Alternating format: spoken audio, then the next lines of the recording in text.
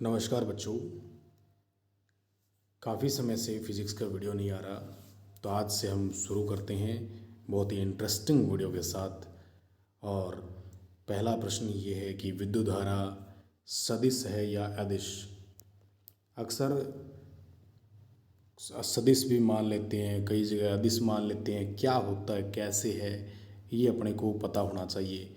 कोई बच्चा कहता है कि सदिश है, कोई बच्चा कहता है अदिश है।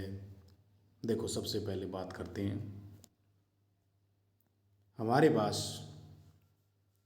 सदिश और अदिश में अंतर करने का तरीका मालूम होना चाहिए। अदिश किसे कहते हैं? जिसमें केवल और केवल मैग्नीट्यूड होता है, यानी कि परिमाण होता है, केवल और केवल परिमाण होता है, वो अदिश होती है। और सदिश क्या होता है? सदिश होता क्या है? सदिश परिमाण के साथ दिशा भी हो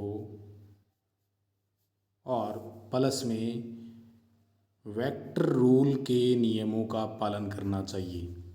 सदिश योग नियम को अगर फॉलो कर रहा है, पालन कर रहा है, तो ही सदिश होगा, वरना वो सदिश नहीं होगा। ठीक है, ओके। अब देखो, विद्युत धारा की अगर बात करते हैं, कई ऐसे मानते हैं कि बैटरी, ये बैटरी है, ये सेल मान लो, ये प्लस टर्मिनल है, ये माइनस टर्मिनल है। तो कईयों का मानना ये कि प्लस से माइनस की तरफ है तो इसकी डायरेक्शन होगी, और कईयों का मानना है कि इलेक्ट्रॉन मान लो इधर जा रहा है तो करंट जो होगी वो विपरीत साइड में गमन करेगी। कईयों का मानना ऐसे है कि प्रोटॉन जिस साइड में जा रहा है, करंट अभी उसी साइड में जाएगी। तो ये देखो, इस तरीके से तो बहुत सारे एजम्पशन चलते रहेंगे, हम प्रूफ ही नहीं कर पाएंगे कि सदिश है या अदिश।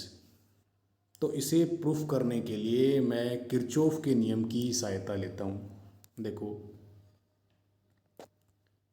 किरचॉफ का नियम अपने को मालूम है, धारा का नियम होता है KCL, किरचॉफ करंट लॉ, धारा का नियम। तो इसमें क्या होता है, जंक्शन के ऊपर मान लो ये जंक्शन है, ये इधर वायर, इधर भी चला गया, इधर चला गया। मान लो इधर से कोई भी, थोड़ा सा सही सेट कर देता हूँ मैं इसको।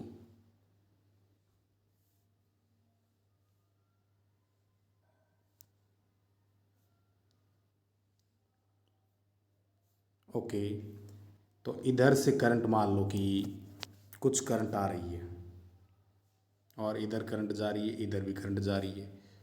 इस पॉइंट के ऊपर बात करते हैं, इस पॉइंट से इधर ये करंट जा रही है, इधर ये करंट जा रही है। मान लो कि यहाँ पर 3 एम्पियर करंट है, यहाँ पर 4 एम्पियर करंट है। तो किरचॉफ का नियम यही कहता है कि इधर से आने वाली जो करंट होगी वो कितने एम्पियर होगी? 3 और 4 7, 7 एम्पियर करंट होगी। बिल्कुल सही, ठीक है। लेकिन अगर वेक्टर नियम की पालना अगर देखते हैं, वेक्टर नियम,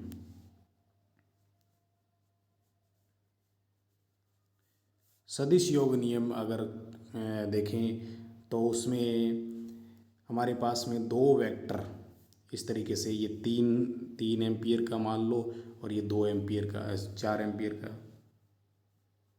और बीच में 90 डिग्री मान लो। एक बार एंगल कितना ही मान सकते हैं, ठीक है। तो इन दोनों का रिजल्टेंट क्या होगा? इन दोनों का रिजल्टेंट क्या होगा? अगर वेक्टर नियम की पालना अगर करती है विद्युत धारा, तो क्या होगा? देखो, रूट के अंदर 4 का स्क्वायर प्लस में 3 का स्क्वायर प्लस में 2 × 4 × 3, और cos 90 का मान 0 होता है, तो ये सारा डिपार्टमेंट 0 हो गया, ठीक है। 4 का वर्ग 16, 3 का वर्ग 9, 16 और 9 25, 25 का क्या आएगा? 5। इसका मतलब इधर से ये जो वायर है, ये 3 एम्पियर है, ये 4 माना और बीच में 90 डिग्री मान के देखें तो इधर से जो ये करंट आ रही है इधर से ये 5 एम्पियर ही आनी चाहिए थी, लेकिन इधर से कितनी करंट गमन हो रही है, 7 एम्पियर करंट जा रही है और आगे 3 और 4 के अंदर डिवाइड हो रही है।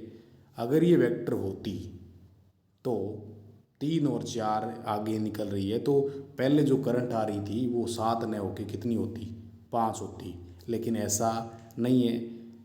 करंट मापने का इंस्ट्रूमेंट है हमारे पास में, क्या, एमीटर होता है, गैल्वेनो यूज़ कर सकते हो आप, उसके हिसाब से करंट माप के देख लो। करंट के माप के देखते हो तो उस टाइम 7 एम्पियर मिलती है, और इधर से गैल्वेनो लगाओगे या एमीटर लगाओगे 3 एम्पियर मिलेगी, इधर से 4 एम्पियर मिलेगी, 4 और 3 7 होती है, यानी कि सीधा योग होता है।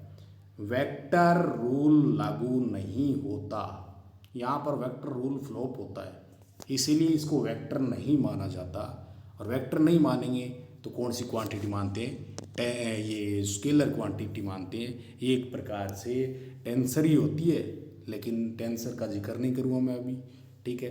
तो वेक्टर न मान के इसको क्या मानता हूँ, स्केलर क्वांटिटी। ये इसका पूरा कच्चा चिट्ठा है। इसको देख के अपने को है ना ये फीलिंग नहीं लेनी है कि प्लस से माइनस जाती है यार, धन विद्युत विभव से ऋण विद्युत विभव की ओर जाती है, नहीं ऐसा नहीं। इलेक्ट्रॉन के विपरीत मार्ग में जाती है, ठीक है जाती है, प्रोटॉन की दिशा में जाती है, बिल्कुल जाती है, लेकिन सदिश होने की शर्त अपने को ही पता होनी चाहिए। क्या सदिश होने की शर्त होती है, magnitude plus direction plus vector rule लागू होना चाहिए। वेक्टर रूल लागू नहीं होता तो ये कहानी होती है, ठीक है। आई होप बहुत बढ़िया से समझ में आया होगा। आज के बाद विद्युत धारा का ये कंसेप्ट कभी नहीं भूलोगे। बहुत बहुत धन्यवाद।